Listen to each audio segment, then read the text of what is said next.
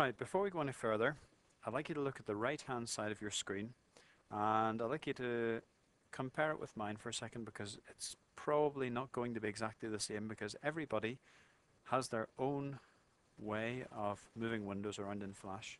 I can close these down if I want to, or I can open them up. I can have one open, one closed. But on the right hand side, it's usually very handy to have this open, which is your color swatches, and your library. Now your library is very important because your library is where we're going to be doing most of our work. And in fact, your library is where we're going to create the very first thing today, which is a bomb. Yes, we're going to make a bomb. Don't panic, we're not going to be a real bomb, but it is going to explode. So, the bomb is going to go in here. This is a kind of library that I'm going to fill with characters for my game to start off with. So make sure that you can see this. If you can't see it, then close everything down, like this. Make sure you can see color and library, and click on library. Then click on color. That means you can see both. Now down here, in this space, this is where my library of symbols, or of characters, is going to go. So I'm going to click down here on this button where it says new symbol, and immediately it's going to ask me what I want to call my symbol. So I'm going to call this symbol the bomb. Okay, I'm just going to click on OK straight away. And immediately something has happened. You may not have noticed, but we were originally up here in our original stage, and now we're in a separate part called the bomb. Okay, don't worry about that for now. We're going to go back in this in a minute. What it does mean to you is that the stage looks a little bit bigger at the moment, but we're going to draw a bomb here.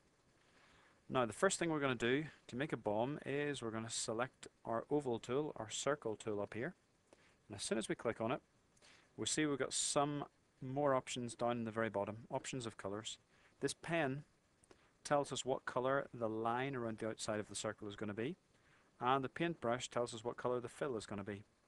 So I'm going to choose, let me see, I'm going to choose a black outside to my bomb, and I think I'm going to choose not a black fill, but I'm going to choose something a wee bit more complicated, which is a gradient. Now you can see that in the center. Just I'm touching it at the minute with a mouse. And if I click on that, you'll see the effect that I get now when I draw the circle of my bomb. See that? You get a nice 3D effect. And in fact, I'm still not very happy with that because see that black line around it? That black line's a little bit too thick. So what I'm going to do is I'm going to select all of that. I'm going to go up to my black arrow, which I'm always going to use to select, and I'm going to double click on this bomb. I can either double click or I can draw a box around it to select it.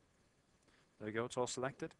And remember that this pencil refers to the black line around it. I'm going to make that a little bit thinner. I'm going to put that down to 1. There we go. How does that look? Much better. Okay, now I've got a 3D bomb. Fantastic. Now, I'm going to introduce you to the concept of layers, if you haven't come across these already. At the moment, I've just drawn the main body of my bomb, and I want to put it on its own layer. At the moment, it's on a layer called Layer 1. I'm going to change this name so I know what layer is what, because I'm going to have more than one layer in a moment. And I'm going to call it, let's call it Bomb Body. Okay. Okay, that. So now, just to recap, I've got a layer here, which is called Bomb Body. And on that layer, I have the body of the bomb, which is a circle. Now I'm going to add in another layer in here. I'm going to use this little new layer button, insert layer button.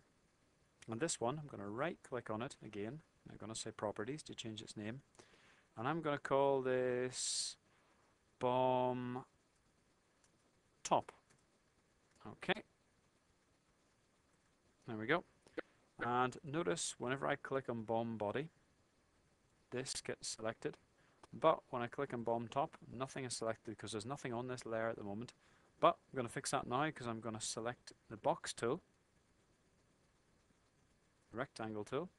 And this time I'm going to make sure that it's all completely black. And I'm going to draw a little top on the bomb, which is going to contain the fuse, like that. And there we go. Just to check, I'm going to choose my selection tool again. I want to select bomb body. I see this area is selected. And when I select bomb top, I see that area is selected. Very good. Right, that's the next stage. One final thing we're going to need for this bomb, to make it a complete bomb, is a fuse. We're going to have a fuse. It comes down like this, and we're going to make that fuse burn. And then, hopefully, we're going to make the bomb explode. But get your bomb and your bomb top drawn first.